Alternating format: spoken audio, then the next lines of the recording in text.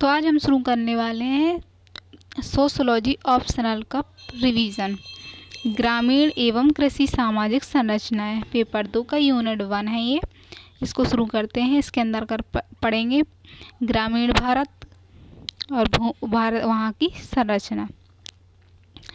भारतीय ग्राम एवं ग्रामीण सामाजिक संरचना कैसी थी, वहाँ की पृष्ठभूमि। भारत गांव का देश है जहां अधिकांश आबादी 68.8% ग्रामीण है। ग्रामीण समाज की संरचना कई लक्षणों से युक्त है, जैसे ग्रामीण, इसके अंदर बताएं ग्रामीण समाज के लक्षण कैसी है। तो परंपरागत मूल्य की प्रधानता है तथा जनरीति एवं रूढ़ियाँ विद्यमान है। फिर धर्म की प्रधानता है, कृषि प्रधान अर्थव्यवस्था है, यानी जाति व्यवस्था है, जनजातीय व्यवस्था है, जाति पंचायत एवं ग्राम पंचायत है। धर्म संस्कार के रूप में विवाह और संयुक्त परिवार की प्रधानता है। पित्त सत्तात्मकता एवं महिलाओं की निम्न स्थिति है। निरक्षरता एवं पिछड़ापन है। प्रकृति से निकटता है और अपेक्षाकृत स्थिर और परिवर्तन के प्रति उदासीन है, यानी परिवर्तन के प्रति उतने सक्रिय नहीं है। भारत में ग्रामीण समाज संरचना में आधुनिक परिवर्तन एवं इसके कारक, यानी संरचना में क्या परिवर्तन हो रहा है इसके बारे में। परंपरागत मूल्य व्यवस्था की जगह आधुनिक मूल्य व्यवस्था का प्रसार और जनरीति प्रथा एवं रूढ़ियों के महत्व में कमी आई है। धर्म के प्रभाव में कमी आई है। अब जाति व्यवस्था के अनुष्ठानिक पक्ष कमजोर अंतर्विवाही समूह के रूप में, अर्थात जाति आज भी विद्यमान है, लेकिन जाति आज भी विद्यमान है विवाह के रूप में। जजमानी व्यवस्था अत्यंत कमजोर, जजमानी व्यवस्था जैसे ब्राह्मण और नाई की निरंतर आज भी कायम है। धन के बढ़ते महत्व के कारण वर्ग स्त्रीकरण के महत्व में वृद्धि हुई है। परंपरागत ग्राम पंचायत प्रायः समाप्त हो गई हैं एवं नवीन पंचायती राज का उद्भव हुआ है तथा जाति पंचायत आज भी कुछ क्षेत्रों में कुछ समूहों में प्रभावी है, जैसे पश्चिमी उत्तर प्रदेश और या हरियाणा में जाटों में। फिर विवाह का सांस्कृतिक पक्ष कमजोर हुआ है और संयुक्त परिवार की प्रकृति में परिवर्तन आया है। संयुक्त परिवार की प्रकृति में परिवर्तन कैसे, जैसे गांव में और साक्षरता जागरूकता में वृद्धि हुई है। ग्रामीणों में आधुनिक वैज्ञानिक दृष्टिकोण का प्रसार फलतः नवीनता के प्रति उनके रुझान में वृद्धि हुई है और आधुनिक एवं नगरीय जीवन शैली का प्रचार हुआ है। गांव में कृत्रिम सुविधाओं के उपयोग में वृद्धि हुई है। वह ग्रामीण समाज के पारस्परिक सहृदयता में कमी आई है और जातीय, समुदाय, पारिवारिक, धार्मिक और आदि आधारों पर द्वेष, तनाव और संघर्ष में वृद्धि हुई है। ग्रामीण समाज में आधुनिक परिवर्तन के कारक, किन कारणों के कारण ये परिवर्तन हो रहा है, तो आधुनिकता के मूल्यों का प्रसार हुआ है, आधुनिक शिक्षा का प्रसार हुआ है। आधुनिक शिक्षा के प्रसार के साथ तार्किक और वैज्ञानिक दृष्टिकोण आया है। फिर लोकतांत्रिक राज्य तथा संवैधानिक कानून के द्वारा प्रसार हुआ है। विकास योजनाएं और कल्याणकारी कार्यक्रम चलाए गए हैं। औद्योगिकरण हुआ है, नगरीकरण हुआ है और प्रौद्योगिकी एवं यातायात के साधनों का विकास हुआ है। वैश्वीकरण एवं उपभोक्तावादी संस्कृति का विकास हुआ है। संचार क्रांति एवं सोशल मीडिया का प्रसार हुआ है और पंचायती राज व्यवस्था आई है, इससे कारण आधुनिकीकरण हुआ है। भारतीय ग्राम एक लघु गणतंत्र के रूप में कैसे हैं, कैसे कहा जा सकता है कि वो एक लघु गणतंत्र है, तो औपनिवेशिक शासन काल में मुख्यतः औपनिवेशिक विद्वानों जैसे हेनरी मैन, चार्ल्स मेटकाफ और बेडन पोवेड आदि ने अपने अध्ययनों में यह स्थापित किया है कि भारतीय गांव एक आत्मनिर्भर एवं लघु गणतंत्र के रूप में विद्यमान रहा है। इस संदर्भ में चार्ल्स मेटकाफ ने लिखा है कि भारतीय ग्राम समाज छोटे थे और गणराज्यों की तरह हैं। इनके पास प्राय वे सब कुछ हैं जिनकी उन्हें इच्छा है और वे प्राय किसी बाह्य संपर्क से स्वतंत्र है, यानी बाहर उनका संपर्क नहीं था। वे वहाँ टिके हैं जहाँ कोई नहीं टिक सकता। एक के बाद दूसरा वंश आया और पीढ़ियां बदलती रही, एक के बाद दूसरे आंदोलन बदलते रहे, किंतु ग्रामीण समुदाय वैसा ही बना रहा। इस प्रकार लेकिन हेनरी मैन जो है आदि विद्वानों ने लिखा है कि भारतीय गांव धर्म के सामुदायिक स्वामित्व वाला आत्मनिर्भर समुदाय था, यानी धर्म उसमें था और आत्मनिर्भर था। विभिन्न व्यवसाय वाले समूहों की प्रकार्यात्मक एकता इनकी पहचान थी। इनमें जितनी भिन्नता थी उतनी ही स्थायित्व था। प्रत्येक गांव एक आंतरिक संसार था, यानी एक संसार की तरह था। स्वतंत्रता प्राप्ति के पश्चात किए गए मानवीय अध्ययनों ने भारतीय गांव संबंधी उपरोक्त विचारों को अस्वीकार कर दिया है और स्पष्ट किया है कि भारतीय गांव गणराज्य कभी नहीं रहे, ये कभी भी आत्मनिर्भर नहीं रहे और इनका संपर्क बृहद समाज से सदैव बना रहा। जैसे कि प्रवास, एक जगह से दूसरी जगह वो प्रवास करते थे, व्यापार हेतु आवागमन करते थे, अंतर क्षेत्रीय बाजार, अन्य गांवों के साथ आर्थिक और जातीय संपर्क था उनका। ग्राम बहिर्वाह, यानी एक गांव में तो विवाह नहीं होता, दूसरे गांव में होता था, तो संपर्क तो था। फिर धार्मिक तीर्थ यात्रा जैसे तत्व प्राचीन काल से ही भारत में उपस्थित रहे हैं, जो भारतीय गांव को बृहद समाज से जोड़ते रहे थे। यही सही है कि औपनिवेशिक काल से पूर्व कृषि भूमि पर समस्त गांव वालों का सामूहिक स्वामित्व था और कुछ हद तक इनकी प्रकृति आत्मनिर्भर प्रकार की थी, लेकिन इनका स्वरूप जो है गणराज्य की तरह कभी नहीं रहा और ये पारिवारिक, सामाजिक, आर्थिक, राजनीतिक और सांस्कृतिक क्षेत्रों में जाति एवं वर्ग के स्तर पर अन्य गांवों के साथ परस्पर संबंधित रहे हैं और यह पारस्परिक आधुनिकीकरण एवं वैश्वीकरण के वर्तमान दौर में निरंतर बढ़ रही है।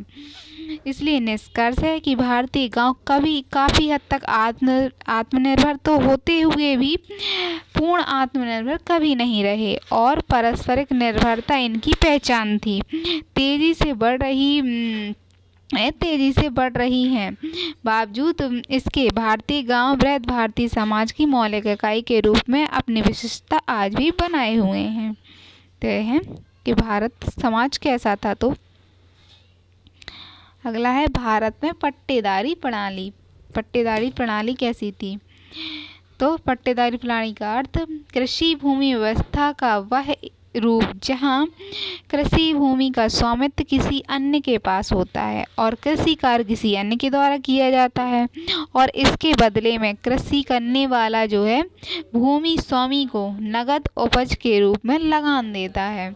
तो भूमि का स्वामित्व किसी के पास होता है और खेती दूसरा करता है, लेकिन वो उस जमीन के बदले, खेती करने के बदले उसे कुछ पैसे नगद रुपए में देता है। ये पट्टेदारी प्रणाली है। ब्रिटिश शासन के पूर्व व्यवस्था का स्वरूप कैसा था। तो भूमि पर गांव का सामूहिक स्वामित्व था, राज्य का हस्तक्षेप न्यूनतम था और भूमि बंदोबस्त का अभाव था, भूमि बंदोबस्त नहीं था। लेकिन मुगल काल में राज्य हस्तक्षेप और भूमि बंदोबस्त प्रारंभ हो गए थे। अकबर के द्वारा 9 वर्ष के लिए किया गया भूमि बंदोबस्त, जिसका लगान उपज का 1/3 भाग था, यानी अकबर के समय ये प्रारंभ हो गया था बंदोबस्त कार्यक्रम और जो लगान देनी पड़ती थी 1/3 देनी पड़ती थी उपज की। फिर अंग्रेजी शासन काल में भूमि व्यवस्था में पट्टेदारी प्रणाली का विकास। कैसी अंग्रेजी शासन काल में व्यवस्था थी। तो पहले होती है रैयतवाड़ी व्यवस्था। टॉमस मुनरो जो था अंग्रेजी अफसर टॉमस मुनरो द्वारा 1792 में मद्रास में, मुंबई में और मद्रास, मुंबई, मध्य प्रदेश के क्षेत्र में ये लागू की गई थी रैयतवाड़ी। इसमें किसान जो थे, यानी रैयत कहा जाता था ना, भूमि का स्वामित्व होता था और उसका यह अधिकार अनुवांशिक था, यानी वो पीढ़ियों से तक उसके जाता था। स्वामित्व तथा सरकार के बीच सीधा संबंध था, यानी भूमि स्वामी यानी किसान और सरकार के बीच सीधा संबंध था। जब तक भूस्वामी सरकार को लगान देता था तब तक वह भूस्वामी बना रहता था। यह प्रायः 20 से 30 वर्ष के लिए होती थी। होती थी, यानी रैयतवाड़ी व्यवस्था 20-30 वर्ष तक चली होगी। भारत की उर्वरक शक्ति के आधार पर लगान तय किया जाता था। लगान जो है 50% नगद होता था, लेकिन 1860 में घटाकर 33% कर दिया गया। लगान यानी भूमि जितनी उपज हुई उसको 50% देना पड़ता था, और 1860 में फिर से 33 कर दिया गया। इस व्यवस्था में लगान की दर अत्यधिक होने के कारण कृषि संबंधों में असमानता और शोषण को बढ़ावा दिया गया और बिचौलिए वर्ग के उद्भव को संभव बनाया गया। बिट्टी चाकरी प्रथा, ऋणग्रस्तता जैसी समस्याओं का भी जन्म हुआ। पहले जमींदारी व्यवस्था, ये 1793 में, ये 92 में आई थी। 1792 में, ये 93 में आई और 1820 में भी आई, चलती रही। लॉर्ड कॉर्नवालिस द्वारा बिहार, बंगाल, उड़ीसा के क्षेत्र में थी, वो दक्षिण में स्थित थी, ये पूर्व उत्तर में थी। बिहार, बंगाल और उड़ीसा के क्षेत्र में लागू हुई। इसमें जमींदार जो है भूमि का स्वामित्व था, जमींदार को भूमि का स्वामी माना गया, और जमींदार सरकार को कृषि कर देता था और किसानों से मनमाना कर लेता था, किसानों से लेकर वो सरकार को देता था। लगान नियमित रूप से जमा नहीं करने पर सरकार जो है कंपनी के जमींदारी से भूमि छीनने का अधिकार था, यानी सूर्यास्त कानून था इसमें। लगान 8/9 भाग सरकार को और 1/9 भाग जमींदार को मिलता था। इसमें परिवर्तन न्यायालय की स्वीकृति के साथ न्यायालय की स्वीकृति के संभव नहीं था। बिना न्यायालय इसके स्वीकृति के इसमें परिवर्तन नहीं कर सकते थे। किसानों से लगान की दर निर्धारित करने के लिए जमींदार स्वतंत्र थे, और इस व्यवस्था में भी लगान की उच्च दर और बिचौलिए वर्ग के कारण असमानता और शोषण में वृद्धि हुई। ऋणग्रस्तता, बंधुआ मजदूरी जैसी समस्याओं का जन्म हुआ और कृषकों की हालत दयनीय होती चली गई। मालवाड़ी व्यवस्था 1833 में मार्टिन बर्ड द्वारा आगरा के अवध और पंजाब में लागू की गई थी। तो मार्टिन बर्ड द्वारा 1833 में लागू की गई ये 1792-93 में थी, और ये 1833 में लागू पंजाब और अवध के क्षेत्र में, आगरा, पंजाब, अवध उत्तर में लागू की गई थी। इसमें भूमि का समस्त ग्राम सभा महल पर संयुक्त स्वामित्व था, और साथ ही गांव के प्रत्येक व्यक्ति के भू स्वामित्व की सुरक्षा थी, यानी गांव की समस्त भूमि साथ में थी और उस पर ग्राम का जो है ग्राम सभा का उसका पूरा अधिकार था, यानी यदि कोई नहीं चुकाता है ऋण तो नहीं चुका पाता तो पूरी भूमि गांव में ही रहेगी और गांव के लोगों की हो जाएगी।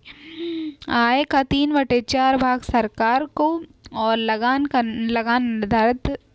निर्धारण भूमि की उत्पादन क्षमता और फसल मूल्य के आधार पर होता था कि फसल कितनी उगी है।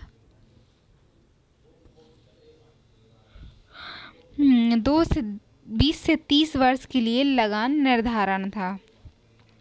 यह समझौता ग्राम सभा महल के साथ नंबरदार द्वारा मालगुजारी का एकत्रीकरण था। सारा गांव सम्मिलित रूप से, गांव का प्रत्येक व्यक्ति अलग अलग रूप से, मतलब प्रत्येक व्यक्ति अलग अलग रूप से अपना लगान देता था, और वो सारा गांव के प्रधान के पास जमा हो जाता था, और उनमें उत्तरदायित्व भी था कि वो जमीन का, पूरी जमीन का जो है लगान देंगे। तो सारा गांव समस्त रूप से तथा गांव का प्रत्येक व्यक्ति अलग अलग रूप से गांव के लगान की अदायगी के लिए उत्तरदायी था। व्यक्ति द्वारा किसी भूमि छोड़ने की स्थिति में वह भूमि गांव की संयुक्त संपत्ति बनी रहती थी।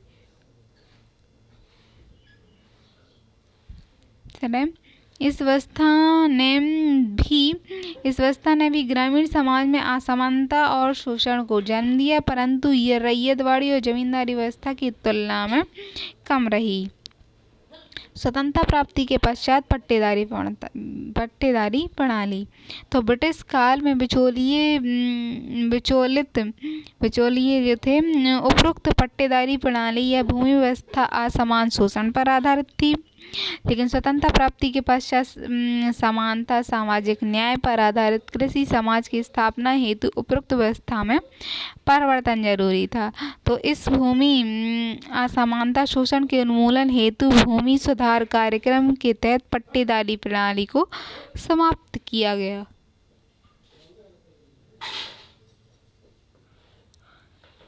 परंतु यह आज भी भारत के कई क्षेत्रों में कई रूपों में प्रचलित है। वर्तमान में भारत में प्रचलित पट्टेदारी प्रणाली का स्वरूप यानी भारत में आज भी प्रचलित है, समाप्त किया गया है इसे, लेकिन फिर भी कैसे प्रचलित है तो नकदी पट्टेदारी प्रणाली। इसमें पट्टेदार यानी भूस्वामी जो है, भूस्वामी को भूमि के किराए के रूप में एक निश्चित लगान देते हैं और जब तक की भूमि पट्टा उनके पास होता है, यानी जो खेती करने वाले हैं वो भूमि स्वामी जो है उसको निश्चित लगान देते हैं, निश्चित पैसा देता है निश्चित समय के लिए। फिर उसे नकदी बटाईदार प्रणाली, ये थी नकदी पट्टेदारी। फिर नकदी बटाईदारी यानी पट्टेदार भूस्वामी को भूमि के किराए के रूप में नगद और कुछ उपज का हिस्सा दोनों दे दिया जाता था। नगद रुपए दे दिए जाते थे और कुछ जो उगी फसल है उसे दे दिया जाता था। फिर बटाईदार प्रणाली, इसमें पट्टेदार भूस्वामी जो है भूस्वामी को भूमि के किराए के रूप में कृषि उपज का एक हिस्सा दिया जाता था। फिर बटाईदार प्रणाली, इसमें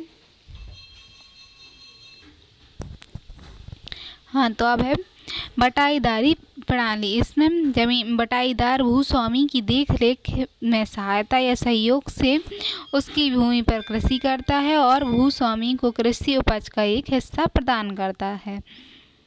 अब निष्कर्ष, वर्तमान व्यवहार में पट्टेदारी की उपरोक्त स्वरूप प्रत्यक्ष अप्रत्यक्ष रूप से देखे जाते हैं। आज भी ऐसा है कि भूस्वामी जो है कृषि नहीं करता है और उसकी भूमि पर दूसरा खेती करता है, उसे पैसे देता है या फिर अपनी फसल का उपज का आधा भाग दे देता है या आधा भाग और पैसे कुछ नगद दोनों दे देता है, या फिर इस तरह से ये भी है कि दोनों साथ मिलकर ही खेती कार्य करते हैं भूमि स्वामी की सहायता से और फिर बांट लेते हैं। भूमि में सुधार क्या है? ब्रिटिश कालीन कृषि समाज में विद्यमान विषमता और शोषण तनाव संघर्ष करने के लिए किया गया है। तो ब्रिटिश कालीन व्यवस्था जो शोषण तनाव पर थी उसे संघर्ष को समाप्त करने के लिए किया गया। इसमें कृषि भूमि की छोटी छोटी जोतों में विभक्त कर परंपरागत कृषि फलता उत्पादकता कम हुई है, लेकिन छोटी छोटी जोतों में विभक्त कर दिया तो उसमें उत्पादकता कम हुई है। स्वतंत्रता प्राप्ति के पश्चात नेहरू समिति और कुमारप्पा समिति के सुझाव पर उपरोक्त स्थिति में सुधार के प्रयास किए गए थे। भूमि सुधार का अर्थ क्या है? तो ग्रामीण विकास से संबंधित एक ऐसा कार्यक्रम जिसके द्वारा कृषि संबंधों में व्यापक असमानता को दूर करके कृषि उत्पादकता में वृद्धि करके ग्रामीण विकास के लक्ष्य को प्राप्त करने का प्रयास किया जाए। तो असमानता को दूर करना और उत्पादकता बढ़ाने पर आधारित है ये।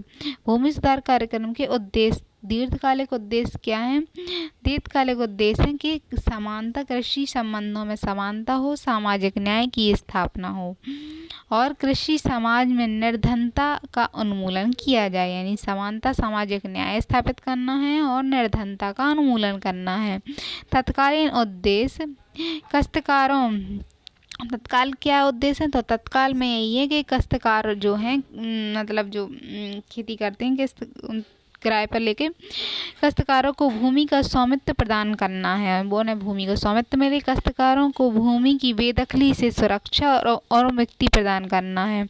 कृषि का आधुनिकीकरण करके उत्पादन में वृद्धि करना है। और भूमि सुधार कार्यक्रम का स्वरूप, बिचौलिए वर्ग जो है बिचौलिए वर्ग का उन्मूलन किया गया है। इसमें भूमि अधिकारों को समाप्त करके जमींदारी व्यवस्था का उन्मूलन किया गया और मध्यम वर्ग को भी, जो बीच में थे बिचौलिए, उनको समाप्त किया गया भूमि सुधार में।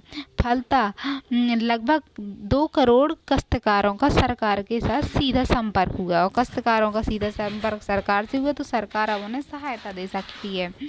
जोत की उच्च सीमा निर्धारित करना, यानी जोतों की एक निश्चित सीमा होनी चाहिए। तो दूसरा प्रयास ये किया गया, इसमें हदबंदी कानून द्वारा एक व्यक्ति हेतु जोत की उच्चतम सीमा 25 एकड़ निर्धारित करी गई कि एक व्यक्ति जो है सो 25 एकड़ भूमि रखेगा अपने पास। फिर सीलिंग से ऊपर की भूमि सरकार द्वारा अधिग्रहित और भूमिहीन छोटे किसानों में वितरित कर दी जाएगी। उससे अगर ज़्यादा भूमि है तो वो सरकार जब्त करेगी और किसी को वितरित कर देगी। काश्तकारी सुधार, तो ये जोतों की सुधार की गई। फिर काश्तकारी सुधार, काश्तकारों में लगान नियमन कानून द्वारा लगान राशि को न्यूनतम किया गया, यानी उत्पाद का 1/6 भाग कर दिया गया। यदि कोई लगान लेता है तो कितना लेगा। फिर बटाईदार यदि 5 वर्ष तक लगातार खेती करता है तो उस भूमि पर उसको स्वामित्व देना और बेदखली से रोकने का प्रयास किया गया है। जो काश्तकार जमीन पर कर देकर 8-10 वर्ष खेती करता है, यानी खेत जोतता है, उनको जमीन के स्वामी का अधिकार दिया गया। फलतः 1 से 14 करोड़ काश्तकारों को 1.5 करोड़ एकड़ भूमि पर स्वामित्व का अधिकार प्राप्त हुआ है।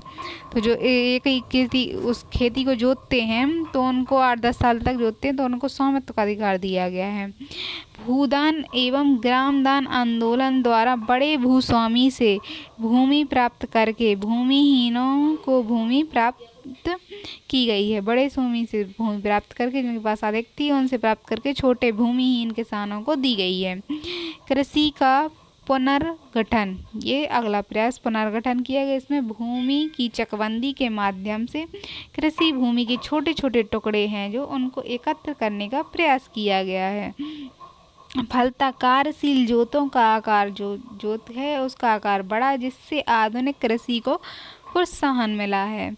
भू प्रबंधन में सुधार, भूप्रबंधन, बंजर भूमि उपयोग, उन्नत बीज और खाद, कीटनाशक दवाई आदि के प्रयोग पर बल दिया गया है। ये सब कार्य किए गए जिससे उपज बढ़ी है। सहायकारी कृषि, छोटे छोटे सहकारी कृषि में छोटे छोटे किसान जो है संयुक्त रूप से मिलकर खेती करने को प्रोत्साहित किया, यानी साथ साथ मिलकर खेती करेंगे तो उससे उपज बढ़ेगी। और भूमि प्रबंधन में भी इसमें उन्नत बीज डाले जाएंगे तो उपज बढ़ेगी। उपज बढ़ाने के संबंध में है ये चकबंदी और छोटे छोटे खेतों को एक साथ खेती करने पे संबंधित है, ये प्रयास किए गए। फिर भूमि सुधार कार्यक्रम के सामाजिक परिणाम या ग्रामीण विकास में इस कार्यक्रम का क्या योगदान है, यानी जो प्रयास किए गए उसका क्या परिणाम निकला।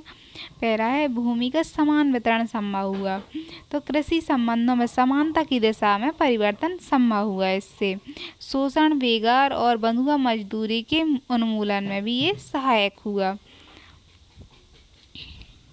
तो भूमि का समान वितरण हुआ तो उससे ये सारे काम हुए। फिर कृषि का आधुनिकीकरण हुआ जिससे उत्पादकता उत्पादन में वृद्धि हुई। ग्रामीण क्षेत्रों में गरीब और बेरोजगारी में कमी आई कृषि के आधुनिकीकरण से, क्योंकि उत्पादन ज़्यादा हुआ। फिर ग्रामीण क्षेत्रों में लोगों का जीवन स्तर में सुधार हुआ, जैसे सामाजिक गतिशीलता में वृद्धि हुई। फिर नवीन मध्यम वर्ग का उद्भव हुआ, जाति व्यवस्था में कमजोर हुई। साथ काम करेंगे तो जाति और उत्पादन बढ़ेगा तो जाति व्यवस्था कमजोर हुई। जमींदारी व्यवस्था भी कमजोर हुई, तो जाति व्यवस्था जमींदारी व्यवस्था कमजोर हुई। नई मध्यम वर्ग आया और समाज में गतिशीलता आई। फिर अगला है ग्रामीण समाज में जागरूकता एवं महत्वाकांक्षा में वृद्धि हुई। जैसे फलतः जैसे जागरूकता और महत्वाकांक्षा, जैसे राजनीतिक सहभागिता में वृद्धि और लोकतंत्र मजबूत हुआ। राजनीति में लोग ज़्यादा सहभागी हुए और लोकतंत्र मजबूत हुआ। कृषि संबंध में तनाव प्रतिस्पर्धा में वृद्धि हुई। जाति संघर्ष एवं नक्सलवाद भी वृद्धि हुई। लेकिन ये कुछ नकारात्मक परिणाम हैं। इसका मूल्यांकन क्या है? निश्चित रूप से यह कार्यक्रम कृषि संबंधों में व्याप्त असमानता को दूर करके आदर्श ग्रामीण समाज के निर्माण करने में सराहनीय प्रयास रहा है और भूमि सुधार का यह कानून अपने प्रयासों में काफ़ी हद तक सफल भी रहा है। जो प्रयास था उसे में काफ़ी हद तक सफलता भी मिली है, परंतु इस सफलता को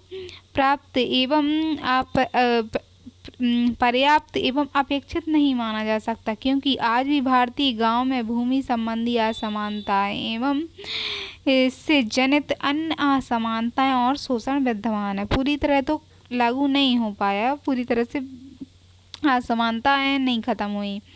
इस कार्यक्रम में मध्य बिहार, उत्तर पूर्वी प्रदेश, दक्षिण भारत के कुछ क्षेत्रों में जाति तनाव, जाति संघर्ष, नक्सलवाद, प्रवास जैसी घटनाओं को उत्प्रेरित किया है। फिर बिचौलिए वर्ग की पूर्व समाप्ति अभी भी नहीं हो पाई है, यानी बिचौलिए वर्ग अभी भी हैं। जोतों की उच्चतम सीमा का निर्धारण पूर्णतः सफल नहीं रहा है। फिर ग्रामीण क्षेत्रों में आज भी भूमिहीन कृषक बहुमात्रा में विद्यमान हैं। आज भी मौखिक एवं अनौपचारिक रूप से बटाईदारी व्यवस्था चलती है, यानी मुंह से ऐसे बोल दिया जाता है और वो उनको मानते हैं, फॉलो करते हैं, वैसे ही होता है। कागज रूप में, लिखित रूप में नहीं होता, तो उसके सबूत नहीं मिलते हैं, तो आज भी प्रचलित है। ग्राम दान एवं भूदान से प्राप्त भूमि जो किसानों को वितरित की गई है वह अधिकतर बंजर है, यानी जो जमीन लेके दूसरों को दी गई वो अधिकतर बंजर थी। चकबंदी एक सहकारी कृषि का प्रयास भी पूर्णतः सफल नहीं रहा है, परंतु उपरोक्त तथ्यों के आधार पर भूमि सुधार कार्यक्रम के महत्व को पूर्णतः नहीं नकारा जा सकता। यह सत्य है कि भूमि सुधार का यह कार्यक्रम पूर्णतः सफल नहीं रहा है, परंतु इसके कई कारक उत्तरदायी रहे हैं। पूर्णतः सफल नहीं हुआ, इसके कई कारक उत्तरदायी रहे हैं जिन पर विचार की आवश्यकता है कि क्यों सफल नहीं रहा है। तो ये सारी कमियां रही हैं इसकी। अब क्यों सफल नहीं रहा, इसके कारण ये हैं कि राजनीतिक इच्छा शक्ति का अभाव था, उसमें प्रशासनिक अक्षमता एवं भ्रष्टाचार, प्रशासन भ्रष्ट था, राजनीतिक इच्छा शक्ति की कमी थी, कानून में भी खामियां थी और लाल लतीफ़ महंगी जटिल न्याय व्यवस्था, यानी कोई न्यायालय में जाता अपनी समस्या सुधारने के लिए तो न्याय व्यवस्था महंगी है और जटिल भी है, उसमें समय ही लगता है इतना। सामंतवादी सामाजिक संरचना, फिर शिक्षा जागरूकता का अभाव था, शोषित वर्गों में संगठन, यानी जो शोषित वर्ग किसान थे, काश्तकार थे, उनमें संगठन का अभाव था, संगठन नहीं बना पाए, इसमें शिक्षा जागरूकता भी नहीं थी। भूमिहीन श्रमिकों के हित का राजनीतिकरण, भूमिहीन जो श्रमिक थे उनके हितों का राजनीतिकरण हुआ।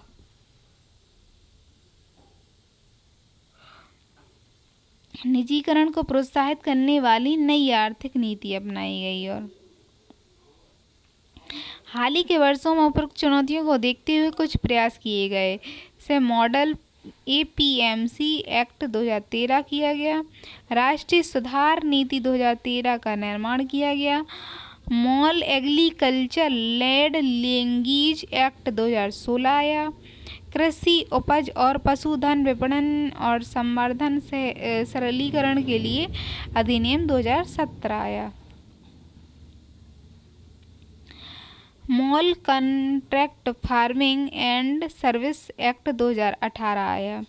उपरोक्त प्रयासों के द्वारा सरकार ने भूमि सुधार कार्यक्रम वर्तमान आर्थिक सुधार एवं वैश्वीकरण प्रक्रिया के साथ समायोजित करने का प्रयास किया है और इस दिशा में 2020 में तीन कृषि कानून बनाए गए। 2020 में 3 कृषि कानून बनाए गए जिनको किसान संगठनों के द्वारा विरोध के कारण समाप्त कर दिया गया। जो किसान आंदोलन हुआ था उसमें इन तीनों आंदोलनों को मतलब कानून को समाप्त कर दिया गया।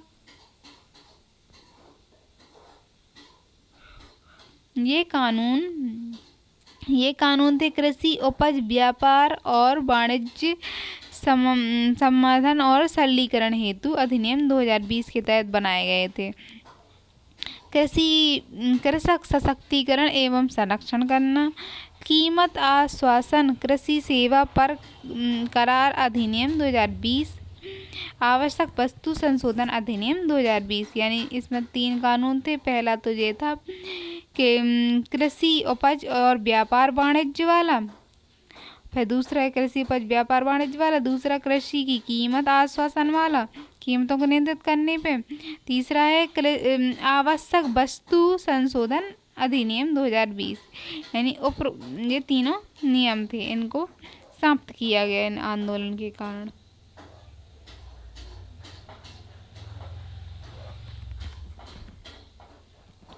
उपरोक्त के अलावा कृषि के आधुनिकीकरण संबंधित कुछ और प्रयास भी किए गए। कृषि के आधुनिकीकरण के लिए कुछ और प्रयास किए गए। भूमि मालिक और पट्टेदार के बीच विवाद को हल करने के लिए सिविल कोर्ट में विशेष भू न्यायाधिकरण का निर्माण किया गया। यानी पट्टेदार और भूस्वामी जो है उनके विवाद को हल करने के लिए भू न्यायीकरण एक अलग न्यायालय बनाया गया। National land record modernisation programme 2018 था ये। भू अभिलेखों का कंप्यूटरीकरण किया गया। यानी भूमि जो लेख हैं उनकी ज़मीन को डिजिटल करके उसमें चढ़ाया गया। निश्चित रूप से इन प्रयासों से कुछ सकारात्मक परिणाम आने की संभावना है, परंतु अभी भी ज़रूरत है कि कुछ सुझावों पर अमल करने की, तभी भूमि सुधार के अपेक्षित लक्ष्य प्राप्त किए जा सकते हैं। भूमि सुधार को सफल बनाने हेतु क्या सुझाव हैं?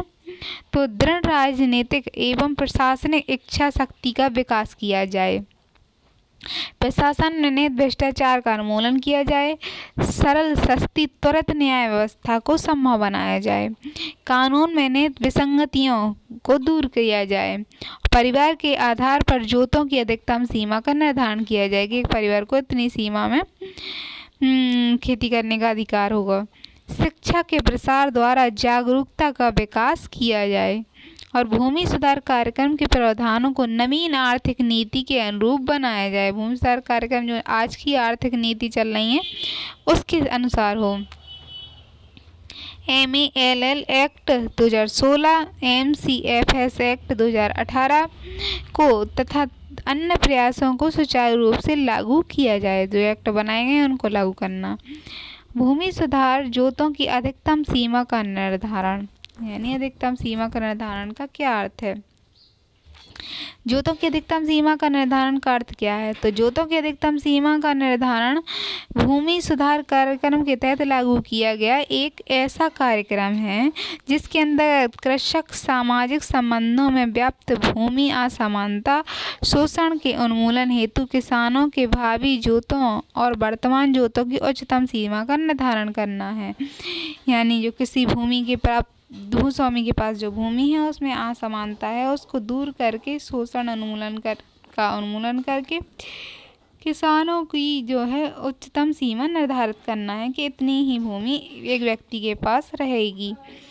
इस उच्चतम सीमा निर्धारित करना किसी भूमि की जोतों की सीमा निर्धारण है।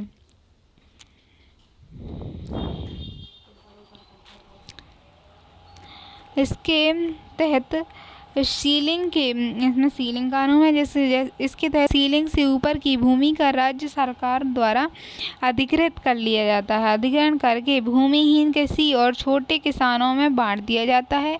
यह सीमा अलग अलग राज्यों में अलग अलग है कि कौन परिवार या कोई व्यक्ति कितनी भूमि अधिकतम रख सकता है। जैसे पश्चिम बंगाल में 25 एकड़ है और उत्तर प्रदेश में 30 एकड़ है, मध्य प्रदेश में 50 एकड़ है कि एक व्यक्ति के पास 50 एकड़ भूमि रह सकती है।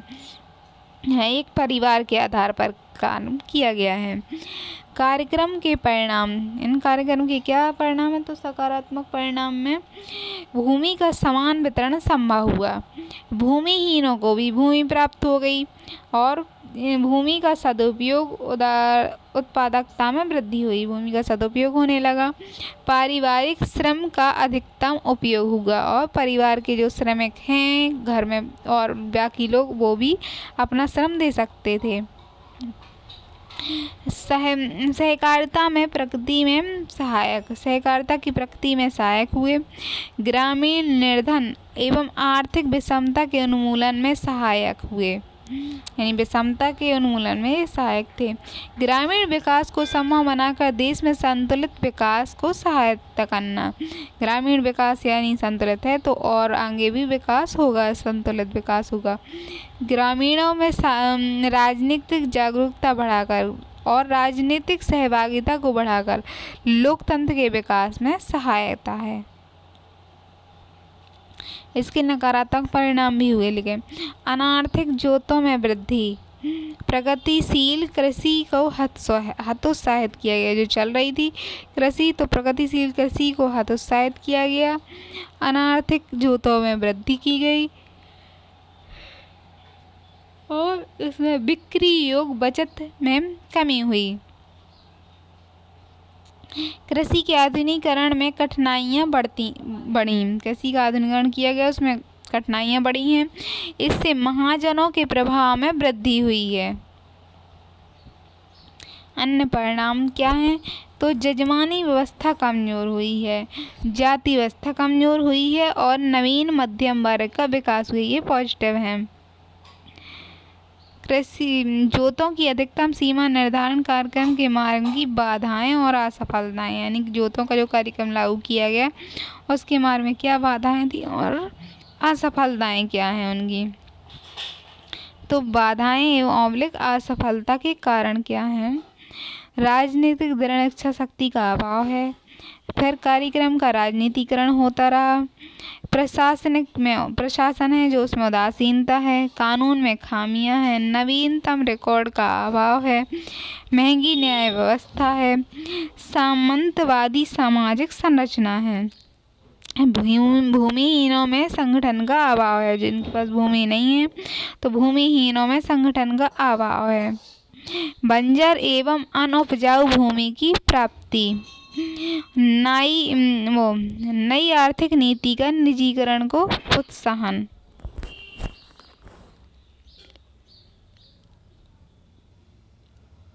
अब भूमि सुधार के प्रमुख अध्ययन क्या? भूमि सुधार जो हुआ कई समाजशास्त्रियों ने उसका अध्ययन किया और किस रूप में इसका अध्ययन किया इसके बारे में है।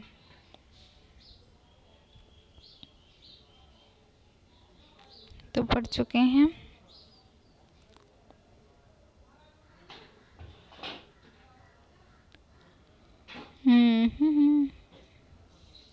यहाँ से पढ़ते हैं। आंदेवित्रे का भूमि सुधार का अध्ययन। आंद्रेवित्ते ने श्रीपुरम के अपने अध्ययन तथा भारत के दक्षिण भाग में अपने भूमि सुधार के अध्ययन में पाया। उन्होंने दक्षिण भारत का अध्ययन किया। आंद्रेवित्ते ने अब श्रीपुरम का अध्ययन किया। उसमें उन्होंने क्या कहा कि किराए पर जोती जाने वाली भूमि के प्रतिशत में कमी आई है। यदि बिचौलिए के अधिकार एवं वर्चस्व कम हुआ है किंतु भूमि स्वामित्व का केंद्रीकरण कम नहीं हुआ है, यानी भू स्वामित्व अभी भी उन स्वामी के पास है, इनका केंद्रीकरण हुआ है। हाँ, लेकिन किस्तकारों की जो भूमि है उनकी स्थिति में सुधार हुआ है और बिचौलिए वर्ग का वर्चस्व भी कम हो गया है। आज भी खेती करने वालों में लगभग 1/3 ऐसे हैं जो भूमिहीन हैं, यानी भूमिहीन लोग आज भी खेती कर रहे हैं और कृषि मजदूर का काम कर रहे हैं। बड़े भूस्वामी जो सामान्यतः ऊंची जाति के हैं और राजनीति में पूरा प्रभाव रखते हैं, तो वो बड़े भूस्वामी हैं तो वे ऊंची जाति के हैं और गरीब या कमजोर वर्ग के लोगों को भूस्वामी नहीं बनाया गया अभी उतना। मध्यम वर्गीय जातियां नवीन भूस्वामी वर्ग के रूप में तेजी से उभरी हैं, लेकिन जो मध्य वर्गीय जाति हैं वो नए भूमि स्वामी के रूप में उभरी हैं। निम्न जातियां तथा खेतीहर मजदूरों को भूमि सुधार का विशेष लाभ प्राप्त नहीं हुआ है। निम्न जाति और मजदूर अपनी वैसी स्थिति में हैं। भारत में भूमि सुधार कार्यक्रम कृषि सामाजिक संरचना में व्याप्त मौलिक असमानता को समाप्त करने में असफल रहा है अपनी, यानी उस भारत की जो मौलिक संरचना है, असमानता है, उसको समाप्त करने में प्रभावी नहीं रहा है या समाप्त नहीं कर पाया है। अब है पीसी जोशी ने अपनी पुस्तक, इनका अध्ययन है लैंड रिफॉर्म्स इन इंडिया, इसमें उन्होंने बताया है लैंड्स रिफॉर्म ऑफ इंडिया में कृषि आधारित वर्ग संरचना एवं कृषि संबंधों की प्रवृत्ति के संदर्भ में भूमि सुधार कार्यक्रम के परिणामों की उन्होंने चर्चा की है। उन्होंने बताया कि भूमि सुधार से काश्तकारिता की सामंतवादी प्रकारों का अंत हुआ है, यानी भूमि सुधार से काश्तकारिता जो है उसमें सामंतवादी प्रकृति का अंत हुआ है और इनके स्थान पर अधिक शोषक वर्ग एवं असुरक्षित पट्टेदारी व्यवस्था कायम हुई है, यानी असुरक्षित पट्टेदारी व्यवस्था आज भी चल रही है, वो कायम हुई है। इसके वाणिज्य आधारित धनी किसानों के नए वर्ग का उद्भव हुआ है जो अंशतः भूमि स्वामी एवं अंशतः काश्तकार हैं। तो जो मध्यम वर्ग आया है वो आधी भूमि का स्वामित्व भी है और कुछ भूमि किराए पर लेकर भी खेती करता है। ऐसे लोगों का विकास हुआ है, ऐसे लोग उभर कर सामने आए हैं और वर्णित खेती में के लिए संसाधन और उद्यम, इनके पास दोनों हैं, संसाधन भी हैं और उद्यम भी है, यानी ये उद्यम उनकी कौशल भी है उनमें।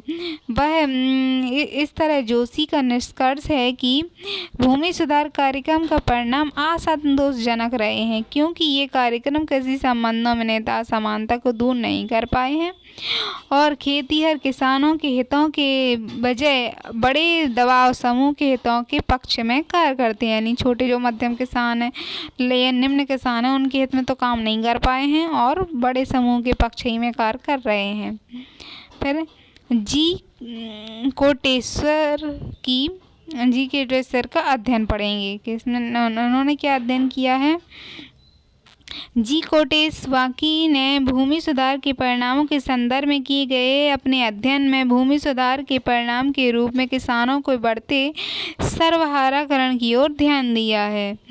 इनके अनुसार भूमि सुधार के परिणाम स्वरूप किसानों के प्रतिशत में कमी आई है और जिसमें 1961 में भूमि सुधार जो कार्यक्रम हुए उनके किसानों के प्रतिशत में कमी आई है। जैसे 1961 में 52.3% से घटकर 1981 में 41%, 2001 में 31% हो गई है, यानी किसानों की संख्या जो है कम होती जा रही है। जो 1961 में 52 थी, 81 में 41 हो गई है, फिर 2001 में 31% रह गई है। जब खेतीहर मजदूरों की प्रतिशत में वृद्धि हुई और ये प्राय 2005 में 26% हो गई है। तो इस तरह से कृषि जो करने वाले हैं किसान, उनकी संख्या कम होती जा रही है। सर्वहाराकरण की उपरोक्त प्रक्रिया के परिणाम स्वरूप भूमि सुधार के इस कारण एक नए प्रभुत्वशाली वर्ग का उद्भव हुआ है जो आज भी शोषण आधारित कृषि संबंधों में निरंतरता को परिलक्षित करता है, यानी सर्वहाराकरण की प्रक्रिया जो है उसके परिणाम स्वरूप भूमि सुधार कार्यक्रम के रूप में एक प्रभावशाली वर्ग आया है जो आज भी शोषण के साथ संबंध रखता है और निरंतरता को परिलक्षित करता है। अब योगेंद्र सिंह का अध्ययन। योगेंद्र सिंह ने अपने भूमि सुधार के बाद पूर्वोत्तर प्रदेश के कुछ क्षेत्रों में अध्ययन उपरांत यह निष्कर्ष किया, यानी पूर्वोत्तर के कुछ क्षेत्रों में उन्होंने अध्ययन किया और फिर निष्कर्ष निकाला कि ऊंची जातियां, जमींदार और साहूकार वर्ग आज भी शक्ति संपन्न हैं, यानी ऊंची जातियां हैं और जमींदार साहूकार हैं आज भी शक्ति संपन्न हैं। ग्रामीण राजनीतिक व्यवस्था आज भी ग्रामीण अर्थव्यवस्था से प्रभावित है, यानी ग्रामीण की राजनीतिक व्यवस्था ग्रामीण अर्थव्यवस्था से प्रभावित है। गांव में जो समूह आर्थिक रूप से समृद्ध है सत्ता उसी के पास केंद्रित है, यानी पैसे का बोलबाला है। के.एल. शर्मा का अध्ययन। के.एल. शर्मा ने अपने भूमि सुधार में दो प्रमुख परिणामों की चर्चा की है। कुछ पुराने जमींदार वर्ग के हैसियत की कमी आई है, यानी पुराने जमींदार वर्ग है उनकी हैसियत में कमी आई है बताते हैं। नए वर्ग अमीर वर्ग के रूप में उभर कर सामने आए हैं और जो पुराने जमींदारों का स्थान ले रहे हैं। तो नया वर्ग जो आया है वो पढ़ा लिखा शिक्षित भी है और अमीर वर्ग जो पुराने चले आ रहे वर्ग हैं उनसे जमींदारों में पुराने जमींदार का स्थान वो ले रहे हैं आज के टाइम पे। फिर बिहार में भूमि सुधार कार्यक्रम एवं नवीन प्रवृत्तियों का अध्ययन। बिहार में क्या चल रहा है भूमि सुधार के नाम पर। तो भारत में बिहार एक ऐसा राज्य है जहां भूमि सुधार कार्यक्रम को सबसे कम सफलता मिली है और इसके लिए कई चुनौतियां बाधाएं क्रियाशील हैं, यानी बिहार में सबसे कम भूमि सुधार कार्यक्रम लागू हुए हैं। इस संदर्भ में बिहार भूटान यज्ञ कमेटी की से संबंधित रिपोर्ट और भूमि सुधार आयोग की कुछ समकालीन रिपोर्ट उल्लेखनीय है।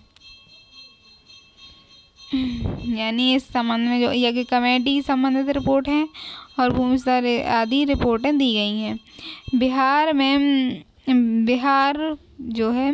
बिहार भूदान यज्ञ कमेटी एक्ट 1954 लागू किया गया बिहार में। इसके तहत जमींदारों ने भूमिहीनों को देने हेतु लगभग 6,48,000 एकड़ जमीन को दान किया है।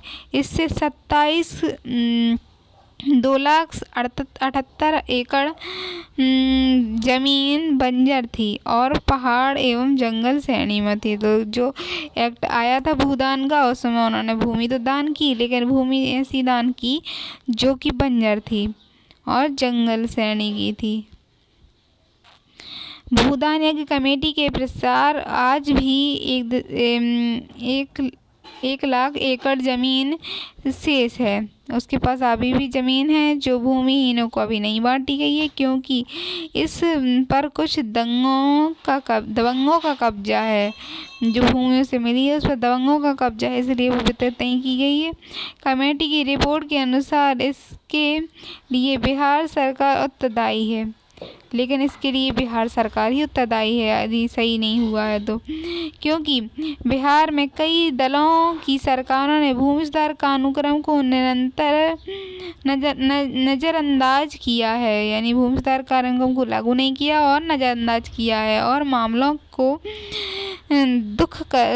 को खुश करने मतदाताओं को खुश करने के लिए इनको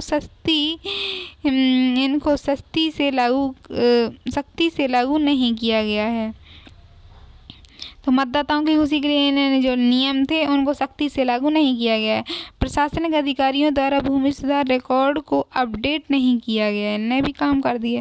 फिर ग्रामीण समाज विभाग की ओर से 1960 में ही आदेश दिया गया था कि भूदान की जमीन के लिए अचल अधिकारों को एक अलग रिकॉर्ड बनाना होगा, यानी अचल संपत्ति के अधिकार हैं उसका एक अलग रिकॉर्ड बनाना होगा। परंतु 2000 में एडिट रिपोर्ट में खुलासा हुआ कि इस दिशा में कुछ नहीं किया गया है। तो राजस्व विभाग को जो बनाना था, काम करना था, उसने अचल संपत्तियों की अलग रिकॉर्ड बनाना था लेकिन उसने बनाया नहीं है और इस संबंध में खुलासा हुआ। भूदान से प्राप्त जमीन कागज पर बांटी गई है जो कि वास्तव में लागू नहीं हुई है, यानी उन्हें वास्तव में लागू करना चाहिए, बांटना चाहिए कि ये भूमि किसकी है। भूदान यज्ञ में 11 लाख एकड़ जमीन की भूमिहीनों के बजाय जो भूमि मतलब एकत्र की गई थी तो वो भूमि होने को वितरित नहीं की गई, तो उस भूमि को 59 संस्थाओं को सार्वजनिक रूप से उस श्रेणी के तौर पर दिया गया जो पूरी तरह से गलत है, यानी और किसी को दे देना भूमि है पूरी तरह से गलत है होता है। बटाईदारों का पूंजीकरण नहीं हुआ और ना ही उन्हें कोई जारी किया गया है। तो बटाईदार होते थे जो उनका पूंजीकरण नहीं हुआ है, ना ही उन्हें कोई कार्ड जारी किया गया है। इन जमींदारों के वितरण और देखभाल की जिम्मेदारी उठाने वाली भूदान यज्ञ कमेटी और राजस्व विभाग के पास मौजूदा जमीन के आंकड़ों में काफ़ी असमानता है। जो आंकड़े हैं और जो भूमि है उसमें जमींदारों को तो उसमें असमानता है। फिर बिहार संबंधी उपरोक्त अध्ययन भूमि सुधार कार्यक्रम की असफलता का एक चित्रण प्रस्तुत करते हैं और यह चित्र पश्चिम बंगाल एवं केरल को छोड़कर पश्चिम बंगाल और केरल को छोड़कर भारत के लगभग सभी राज्यों में कमोवेश लागू होते हैं, मतलब एक जैसे ही है। हाल ही में नीतीश सरकार द्वारा डी बंदोपाध्याय के नेतृत्व में भूमि सुधार आयोग का गठन के रूप में इस दिशा में एक पहल की गई है और इस हेतु राज्य विभाग द्वारा जमीन संबंधी ब्यौरे को कंप्यूटरीकृत किया गया है। खेती करने वाले बटाईदारों को उस खेती पर बैक यानी लोन का प्रावधान किया गया है। जो बटाईदार हैं वो लोन लेके खेती कर सकते हैं, लेकिन यह देखना है कि आगे वह प्रयास अपने लक्ष्य को प्राप्त करता है या फिर चुनावी वादावांतर बन जाता है। फिर डी उपाध्याय की अध्यक्षता में गठित भूमि सुधार आयोग 2006 की रिपोर्ट 2008। तो डी बंदोपाध्याय की अध्यक्षता में भूमि सुधार के लिए एक आयोग का गठन किया गया। भूमि सुधार आयोग के अनुसार 1993-94 में 67% ग्रामीण गरीब भूमिहीन थे, यानी 67% जो हैं ग्रामीण लोग गरीब और भूमिहीन थे, उनके पास गरीबी थी और भूमिहीन थे वो, जो 1999 और 2000 तक 75% और गरीबी बढ़ गई। इस दौरान भूमि संपन्न समूहों एवं गरीबी घटी, मतलब इस समूह जो हुआ इस दौरान भूमि संपन्न समूहों में भूमि के जो संपन्न है समूहों में गरीबी घटी और भूमिहीन समूहों में गरीबी 51% से 56% हो गई। तो जो गरीबी है वो और ज़्यादा बड़ी है इसमें 51 से भूमिहीनों में गरीबी जो है 51% थी, अब 56% हो गई है। आयोग के अनुसार सुझाव है कि 18 लाख एकड़ अतिरिक्त जमीन को भूमिहीनों में बांटा जाए। आयोग का सुझाव है कि 18 लाख एकड़ को भूमिहीन जमीनों किसानों में बांटा जाए।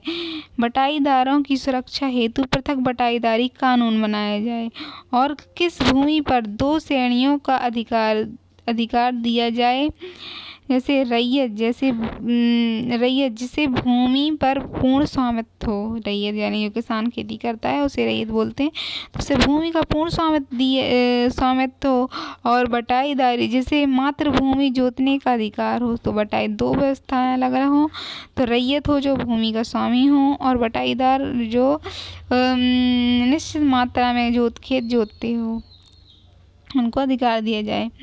प्रत्येक बटाईदार के पास पर्चा हो, जो बटाईदार है उसके पास पर्चा हो और इसका अधिकार अनुवांशिक हो कि वह इस भूमि को जोत रहा है तो अनुवांशिक रूप से जोतता रहेगा। कृषि भूमि एवं गैर कृषि भूमि का अंतर समाप्त हो और भूमि की विशिष्ट श्रेणियों को सीलिंग से मिली छूट समाप्त हो। सीलिंग में जो छूट मिली है कितने प्रतिशत भूमि आपके पास रहेगी, तो उसमें वो छूट समाप्त हो, इस बारे में कहा गया है। 5 सदस्यों वाले परिवार हेतु 15 एकड़ की भूमि सीमित हो, यानी सुझाव दी जा रहे हैं कि क्या करना चाहिए। तो यदि 5 सदस्य का परिवार है तो 15 एकड़ ही रखना चाहिए उसे भूमि, 25 एकड़ नहीं रखनी चाहिए। मंदिर को एक धार्मिक इकाई माना जाए और प्रत्येक मंदिर चर्च आदि के लिए 15 एकड़ भूमि की एक इकाई बना दी जाए, यानी 15 एकड़ से ज़्यादा मंदिर हो या ईसाई द्वारा हो कोई भी उस भूमि को नहीं रखेगा। विभिन्न संसाधनों के पास विद्यमान भूमि का सरकारी परीक्षण हो तथा उनके अतिरिक्त भूमि का अधिग्रहण किया जाए तो विभिन्न संस्थान उनका भूमि का परीक्षण हो कि उनके पास कितनी संपत्ति है और उसका पुनः अधिग्रहण कर लिया जाए यदि ज़्यादा है तो। कॉर्पोरेट खेती हेतु अलग कानून बनाए जाए जिसमें किसानों के हितों की सुरक्षा का प्रावधान किया जाए। अब वैश्वीकरण का प्रभाव, ये अगला टॉपिक है। तो ठीक है, ये वाली यूनिट जो है यहीं तक है और इसका समाप्त होता है। अब मिलेंगे नेक्स्ट यूनिट।